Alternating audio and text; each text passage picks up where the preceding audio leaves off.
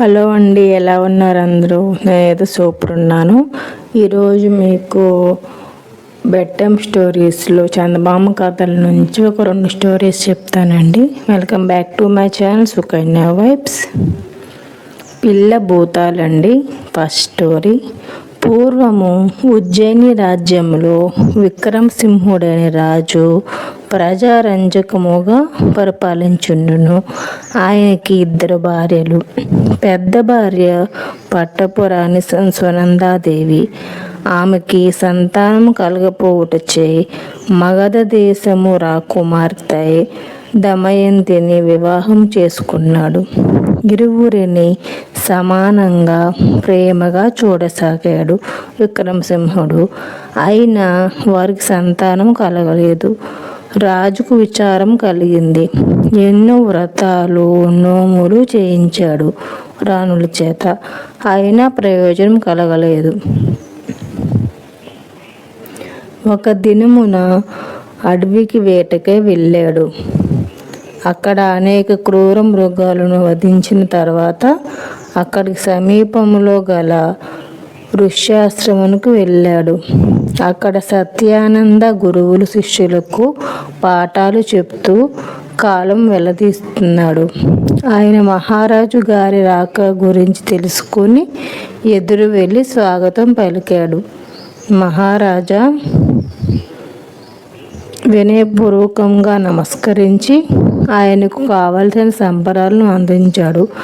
ఆ రాత్రి అక్కడికి సమీపంలోని గుడారాలు ఏర్పాటు చేసుకొని నిద్రించుచుండగా అర్ధరాత్రి సమయంలో ఇరువురు చిన్నపిల్లల ఆర్తనాదమును వినిపించాయి. మహారాజు ఒంటరిగా ఆర్తనాదములు వినిపించిన దిశగా అమ్మ చెప్పిన గోరుముద్దల కథలు బయలుదేరాడు.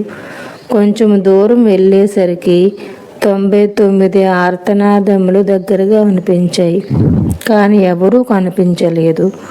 కొంచెం సేపు ఆగి మరలా వినిపించాయి. ఆ దిక్కుగా బయలుదేరి వెళ్ళాడు. ఆయనకి అక్కడ శిథిలాలయమును కనిపించింది. ఆ శిథిలాలయంలోకి వెళ్ళాడు.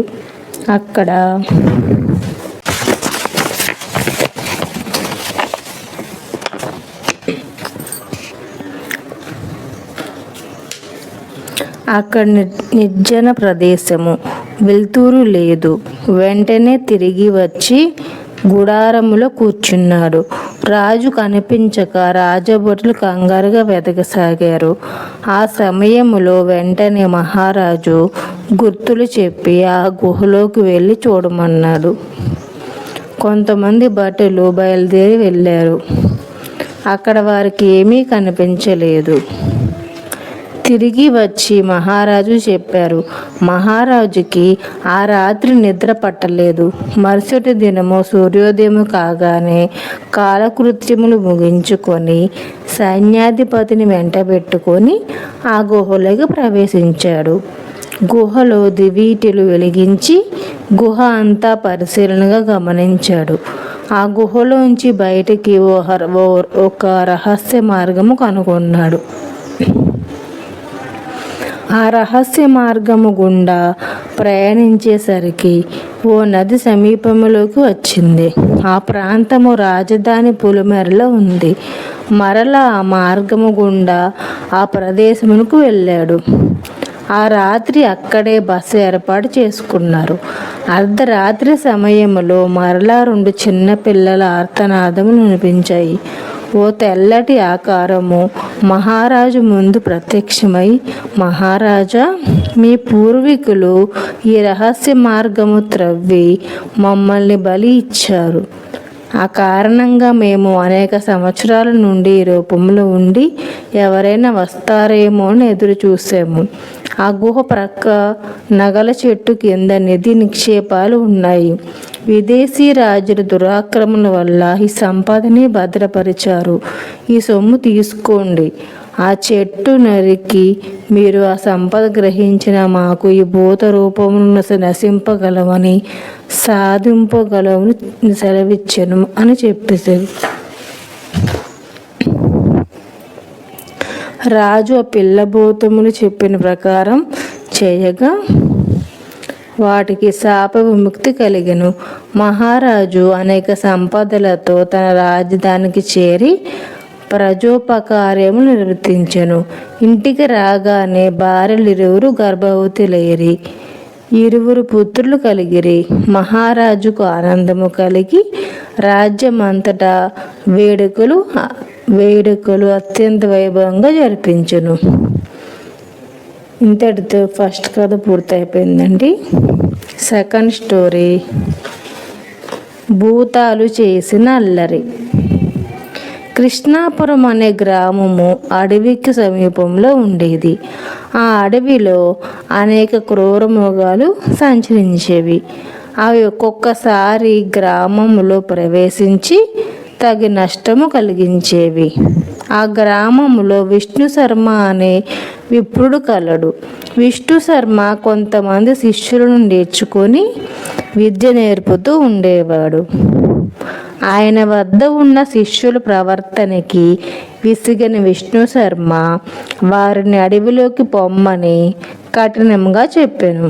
ఆ శిష్యులు గురువుగారి ఆగ్రహమునకు భీతి చెంది అడవిలోకి ప్రవేశించారు. అక్కడ లభించిన కందమూలములను భుజించి అనంతరము ఓ చెట్టు సమీపమున విశ్రమించారు. ఆ చెట్టుపై గల భూతాల జంట వీరిని చూసి ఆనందించినవి. ఈ స్టోరీస్ పిల్లలకి బాగా నచ్చుతాయండి.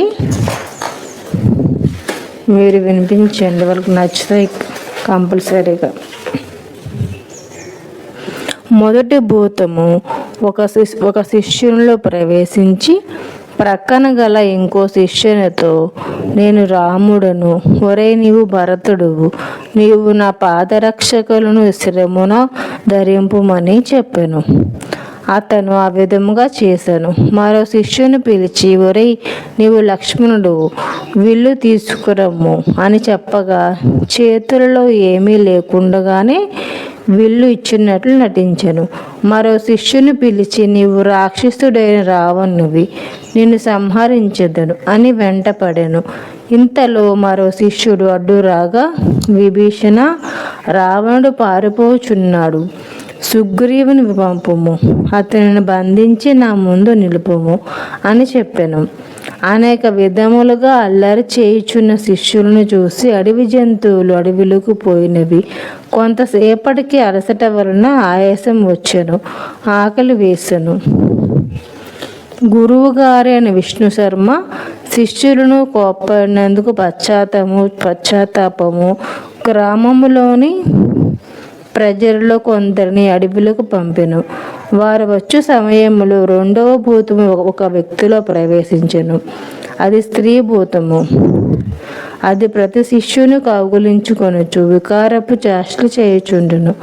అది గాంచిన గ్రామ ప్రజలు విష్ణు శర్మ వద్దకు వెళ్ళి వివరించారు. ఆయన దైవభక్తి పరాయణుడు, తపస్మక్తి సంపన్నుడు కావటం వలన విషయం గ్రహించి వారిని వెంట బయలుదేరును. ఆ సమయంలో వారు చెయ్యి పనులు గాంచి వారిపై మంత్రజలము చల్లగా వారిలో 2 ఆవాహించిన భూతములు వారిని వదిలివేసి విష్ణు శర్మతో, ఓ మహానుభావ, మమ్మల్ని కరుణించు, మాకు ఈ భూతముల ఆకారం నుండి విముక్తి ప్రసాదింపమని కోరును. ఓ భూతములారా, మీరు ఎందువలన ఈ భూతములుగా మారితిరో మీ చరిత్ర వివరింపమని చెప్పాను. అందులో మొదటి భూతము, నేను ఈ భూతము కావటానికి పూర్వము ఉన్నత వంశములో జన్మించుతుని. తల్లిదండ్రులు గారాబు ముచ్చి ఆస్తిపాసులు కలిగి ఉండి అందరికీ పేర్లు పెట్టి చూచి గేలి చేసేవాడని. ఈ రెండో భూతము కొంతకాలమునకు నాకు మిత్రుడుగా చేరాడు.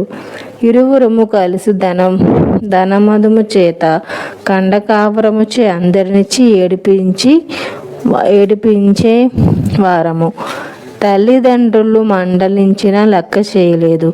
మమ్మల్ని చూసి అందరూ భయపడేవారని మేము భావించేవాళ్ళము. కానీ అందరూ మమ్మల్ని అసహించుకునేవారు. కొంతకాలము గడిచిన పిమ్మట జూదము, మద్యపానము, మాంసభక్షణ చేయుచు స్త్రీలను చెరబెట్టి అనుభవించి పైశాచిక ఆనందం అనుభవించుచుండగా గ్రామ ప్రజలు ఆ గ్రామము ఖాళీ చేసి వెళ్ళిపోయిరి. మరికొంతకాలం గడిచింది. అక్కడికి ఓ రేషిముంగవుడు వచ్చాడు.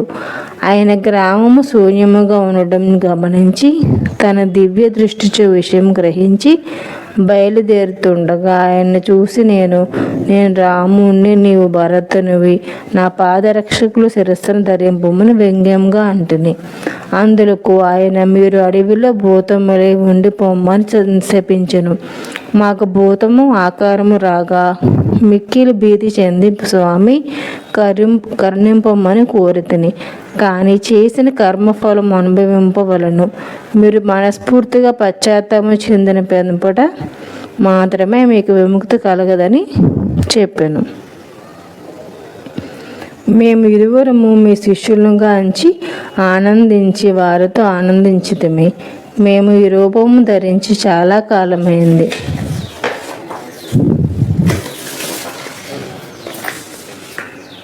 మేము అనేక పాపకృత్యములు చేసుచుండమి. మనస్ఫూర్తిగా పశ్చాత్తాపము కలిగిటమే మమ్మల్ని కరుణించమని ప్రార్థించను. అందుకు ఆయన, మీరు వదిలిన గ్రామమునకు వెళ్ళిన అచ్చటికి నేను శిష్యులతో వచ్చేదను. 1 సంవత్సరం పాటు పురాణములు చెప్పేదను. వాటిని శ్రద్ధగా విని భగవంతుని ప్రార్థన చెయ్యండి అని చెప్పాను. ఆ ప్రకారముగా చేసిన పిమ్మట వారికి శాప విముక్తి కలిగినది. ఆ భూతముల వలన శిష్యులు కూడా శ్రద్ధగా నేర్చుకొని పండితులైతిరి. ఆ గ్రామములో ప్రజలు స్త్రీ నివాసం ఏర్పాటు చేసుకుని కృష్ణాపురం సిరి సంపదలతో వెలసిల్లినది. ఇంతటితో సెకండ్ స్టోరీ కంప్లీట్ అయిందండి. ఈ కథలో మోరల్ ఏంటంటే, మనం ఏ జన్మలో చేసిన పాపాలు ఆ జన్మలో అనుభవించాలంటారు కదా. అందుకే పెద్దలకి రెస్పెక్ట్ ఇవ్వాలి అని చెప్పండి. మీ పిల్లలు రెస్పెక్ట్ ఇవ్వాలి. వాళ్ళని ఎప్పుడూ తక్కువగా చూడకూడదు, ఎవరినైనా కూడా. అంతేనండి. Okay friends, thank you. Please like, share and subscribe to my channel. Please subscribe చేసుకోండి.